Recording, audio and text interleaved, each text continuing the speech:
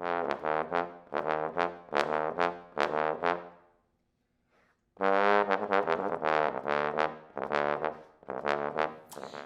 I'm Keith with the Trombone Shop at Schmidt Music, back with another mouthpiece review for you. And today I've actually got a comparison of 3 different bass trombone mouthpieces from Hammond Designs. Karl Hammond and Hammond Design mouthpieces have become a staple custom level mouthpiece for us in the shop and really across our community. And we just got in one of their brand new 20 sizes that they just introduced this year, and we're really excited to share this with you. So I'm going to be comparing 3 different mouthpieces, specifically the Hammond 20BL, the BLL, and the BXL, putting those side by side.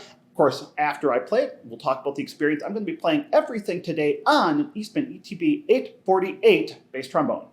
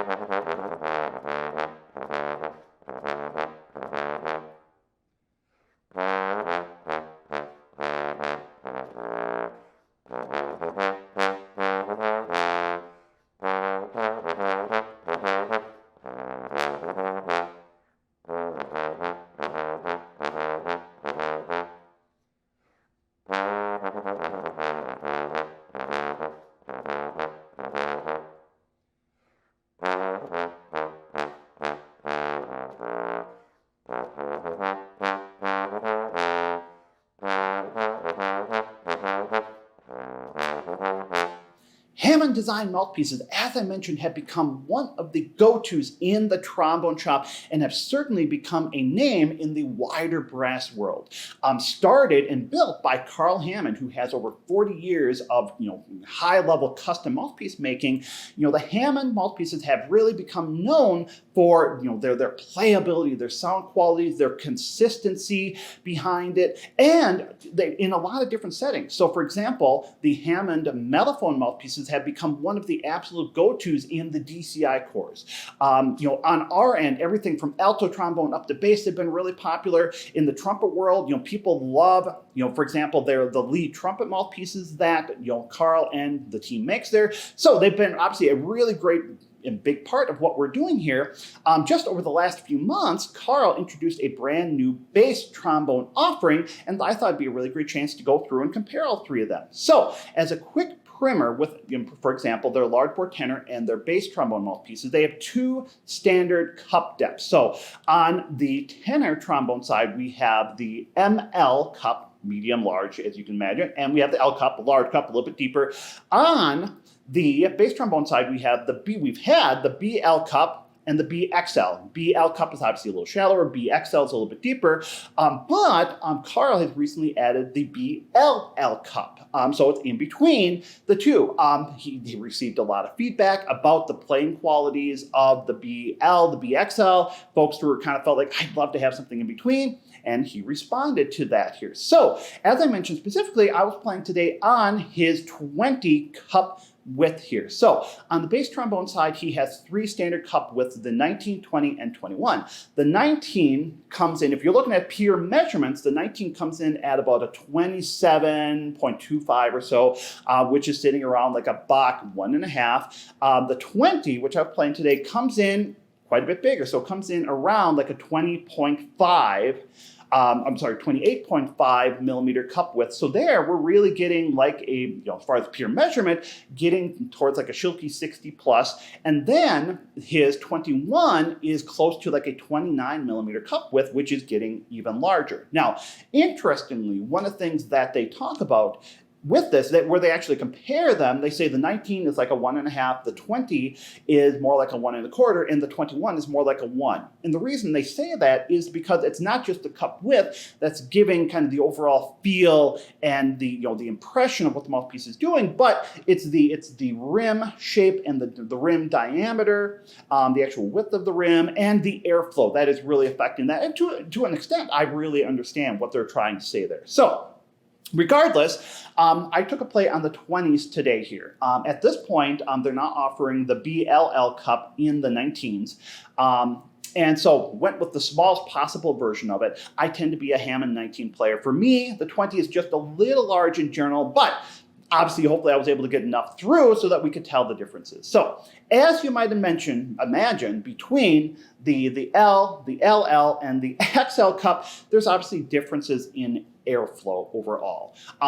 What I tend to find in general with the Hammond mouthpieces, and why a lot of people like them, is that they feel comfortable to a lot of folks with a really nice balance of stability and flexibility. So the Hammond mouthpieces, for me, have a more Bach-ish like rim contour, not quite like the Bach where it's a little bit more rounded, but it does have a little bit more of that, little bit of a curvature to the top. Whereas with some of our other makers, we are seeing, again, a certain trend where the rim contours are starting to get a little bit flatter to a certain extent, or in some cases, especially when it comes to the rim width, they start to get a little bit more rounded. And so I think a lot of people find the Hammonds to be comfortable and be really well balanced with that.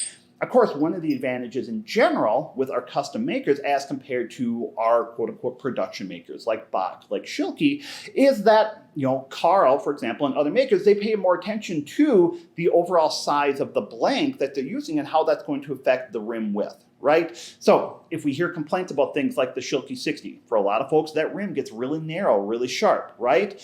And a lot of that has to do with the fact that they're using the same size of a brass, same blank that they're using for the 60 as they're using for the 59 or the 58. So the bigger the cup width, the less room there is to actually be able to carve out the rim. The rim has to get narrower. Well, with custom makers like Hammond, for example, they're going to use different planks to accomplish the rim width that they want to have. So again, for a lot of folks, they find that they're getting a little bit more width. It's not quite cutting, not biting into the embouchure quite as much. And the people who like the Hammond mouthpieces in general find them to be lively without being bright and brilliant. They have depth and they have body to them, but they feel at the same time resonant, and they feel, again, flexible while maintaining some of that stability. And certainly, I mean, all the way through, whether it's their tenor pieces, whether it's their bass pieces, I tend to find that to be true. If we're comparing the 3 cup depths side by side, for me, it's tough. I actually feel like of the 3, I feel like for me, the BLL was maybe overall the best fit. As I mentioned in general, the 20 cup width, getting that 28 plus millimeter, is just a little big for me in general. But if we're comparing, apples to apples, with the 20BL, I liked the, some of the immediacy I got. It was stable, but I felt like when I went to the BLL, a little bit deeper cup, I felt like it gave me a little bit more room. I was able to lean tune into, especially some of those, those rotor, double rotor, valve combinations, and it gave me a little bit more room to get, things locked in place there while still maintaining, some of the mid upper range access and flexibility. For me, again, A, having a little bit too large of a cup width here, and B, not being a full-time bass player, the BXL was just too deep. I felt like, again, on the loud excerpt, I was really able to lean into it, and it gave me this wonderfully full sound.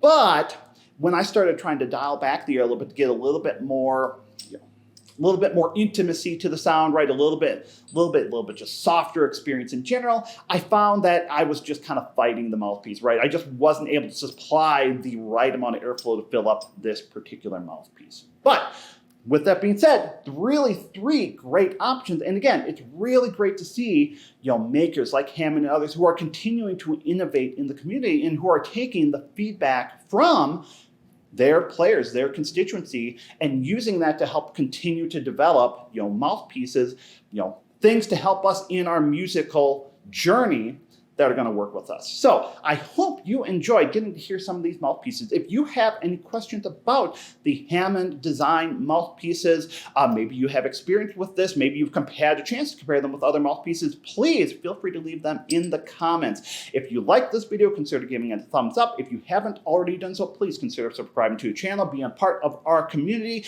And of course, you can find the Trombone Shop on Facebook, Instagram, and TikTok. As always, thanks for watching.